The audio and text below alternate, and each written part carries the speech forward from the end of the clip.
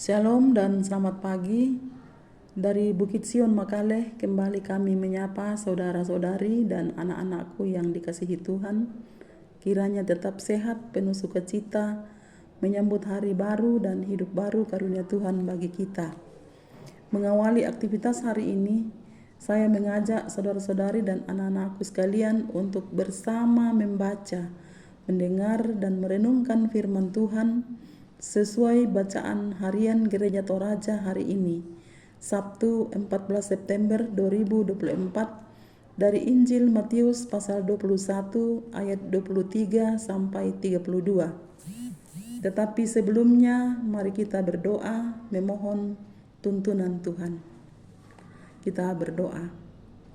Ya Tuhan yang Maha Kasih di dalam Yesus Kristus, kami bersyukur untuk penyertaan dan pertolongan Tuhan yang selalu baru setiap pagi kami rasakan. Bapa, sebelum kami memulai aktivitas kami hari ini, kami rindu mendengarkan firman Tuhan. Ya Roh Kudus, terangi hati dan pikiran kami untuk mendengarkan firman-Mu, sehingga kami mampu mengerti, terlebih kami mampu melakukannya. Ini doa kami Tuhan, ampuni segala dosa dan kelemahan kami. Di dalam nama Tuhan Yesus kami bersyukur dan bermohon kepada Bapa di surga. Amin. Matius pasal 21 ayat 23 sampai 32. Firman Tuhan. Lalu Yesus masuk ke bait Allah, dan ketika ia mengajar di situ, datanglah imam-imam kepala serta tua-tua bangsa Yahudi kepadanya dan bertanya, "Dengan kuasa manakah engkau melakukan hal-hal itu? Dan siapakah yang memberikan kuasa itu kepadamu?" Jawab Yesus kepada mereka, "Aku juga akan mengajukan satu pertanyaan kepadamu, dan jikalau kamu memberi jawabnya kepadaku, aku akan mengatakan juga kepadamu dengan kuasa manakah aku melakukan hal-hal itu. Dari manakah baptisan Yohanes? Dari sorga atau dari manusia?" Mereka memperbincangkannya di antara mereka dan berkata, "Jikalau kita katakan dari sorga, ia akan berkata kepada kita, 'Kalau begitu, mengapakah kamu tidak percaya kepadanya?' Tetapi jikalau kita katakan dari manusia, kita takut kepada orang banyak, sebab semua orang menganggap Yohanes itu nabi." Lalu mereka menjawab Yesus, "Kami tidak tahu." Dan Yesus pun berkata kepada mereka, "Jika demikian, aku juga tidak mengatakan kepadamu dengan kuasa manakah aku melakukan hal-hal itu. Tetapi apakah pendapatmu tentang ini? Seorang mempunyai 2 anak laki-laki.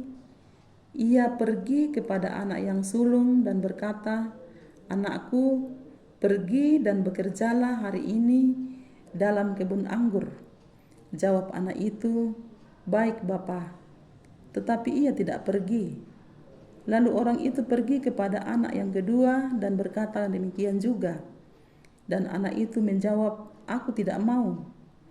Tetapi kemudian ia menyesal lalu pergi juga. Siapakah di antara kedua orang itu yang melakukan kehendak ayahnya?"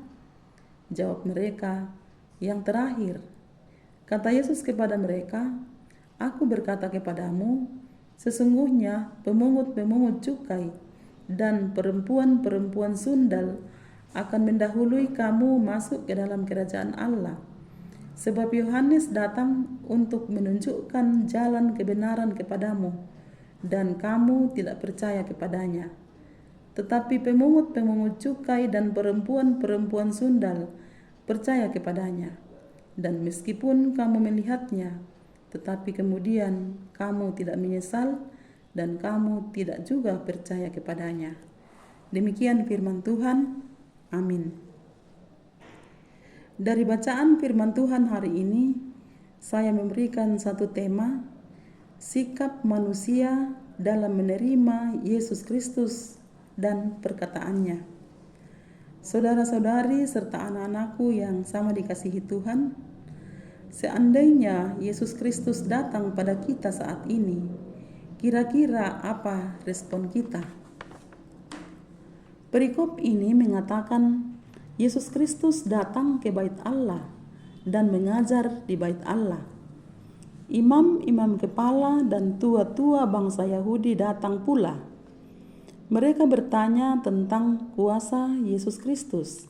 Ayat 23 bacaan kita. Namun Yesus Kristus tidak langsung memberikan jawaban dan justru balik bertanya pada imam-imam kepala dan tua-tua bangsa Yahudi. Dari manakah baptisan Yohanes? Dari surga ataukah dari manusia? Ayat 25 bacaan kita. Imam-imam kepala dan tua-tua bangsa Yahudi tidak dapat menjawab pertanyaan Yesus Kristus dan mengatakan kami tidak tahu. Ayat 27. Karena sebenarnya mereka juga ada ketakutan dalam memberikan jawaban. Ayat 25b sampai 26. Pada akhirnya, Yesus Kristus juga tidak memberikan jawaban mengenai dari manakah sumber kuasanya.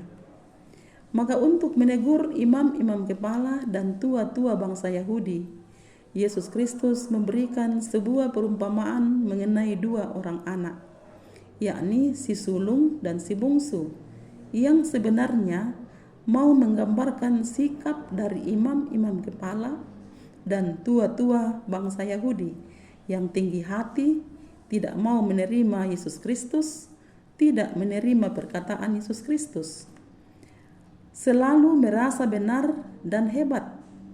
Dua orang anak, si sulung dan si bungsu.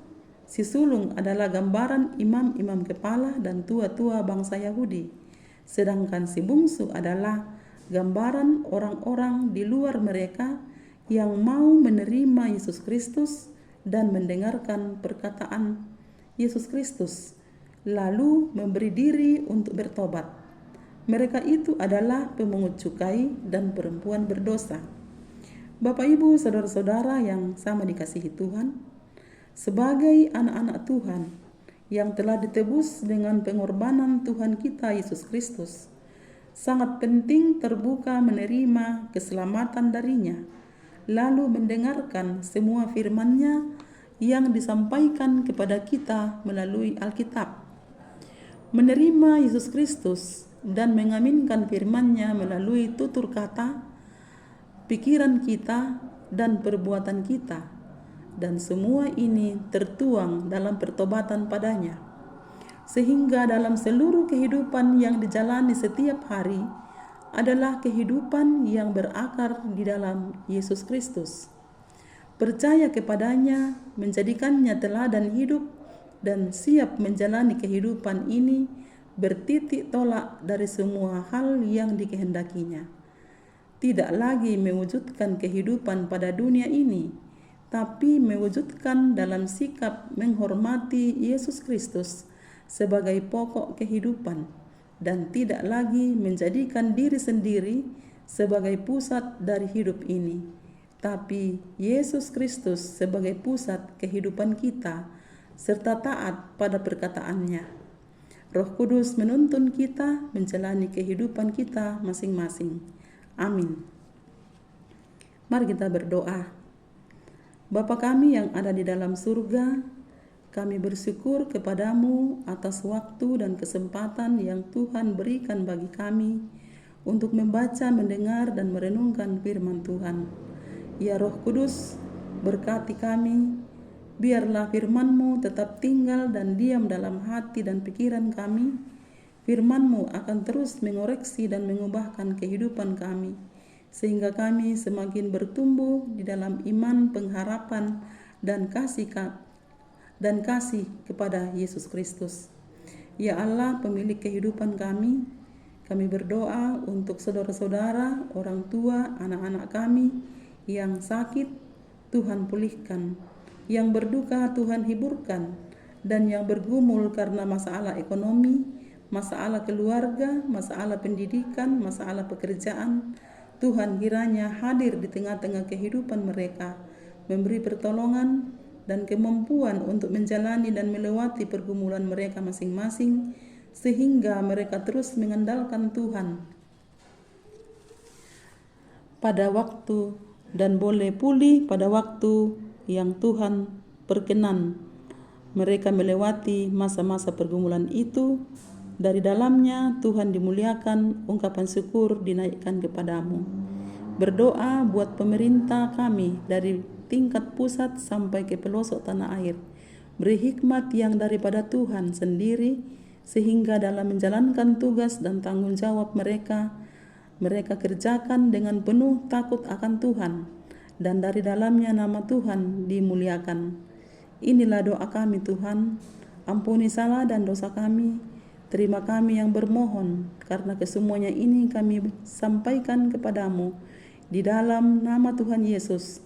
Itulah Tuhan dan Juru Selamat kami yang satu-satunya. Amin. Demikian renungan pagi ini. Selamat beraktivitas. Tuhan Yesus memberkati.